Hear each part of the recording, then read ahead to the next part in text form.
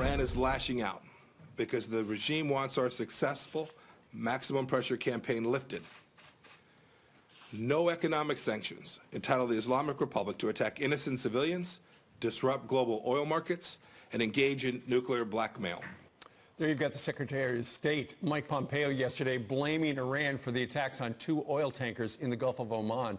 This is the Pentagon releasing new video that it says shows Iran's Revolutionary Guard removing an unexploded magnetic mine from the hull of one of the tankers, and it comes just a month after 4 other tankers were attacked nearby.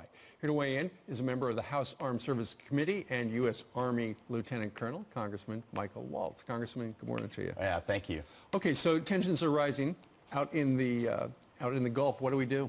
Well, you have to look at very quickly why Iran is doing this. They're doing this because the sanctions are working. Their economy is cratering.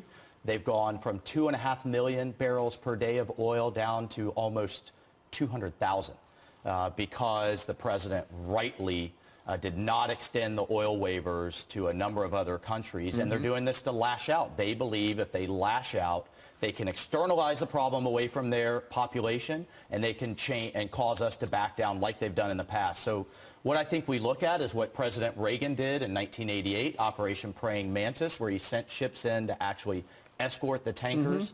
And one of those ships hit a mine. We ended up, people think the tensions are high now. We ended up sinking several Iranian speedboats and a gunboat. Iran will back down. They will not respond strength to strength. Well, the president now has to decide whether or not to make good on his threat, where he has said that Iran would suffer greatly if U.S. interests were imperiled. But you look at those tankers, they're not American tankers. Are those U.S. interests? They're not.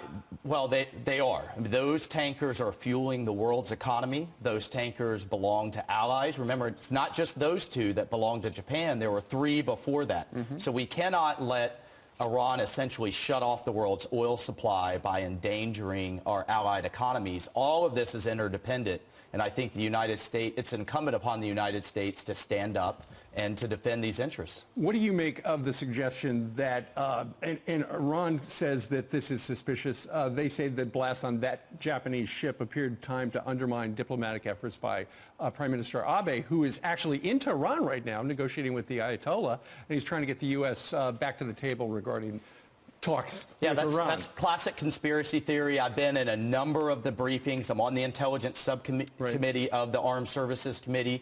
The 3 previous tankers were clearly the implosions were inward, not outward. The Iranian equivalent of Navy SEALs, they call their frogmen, trained in doing this. The intelligence was very clear, multi-sourced.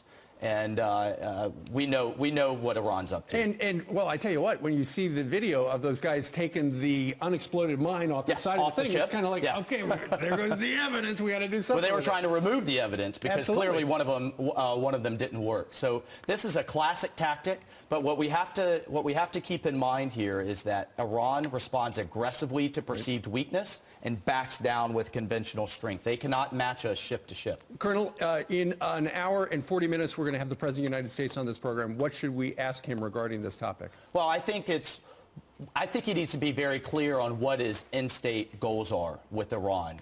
Secretary Pompeo has stated repeatedly it's to drive them back to the negotiating table so that we get a better deal than what we got under Obama with the Iran deal.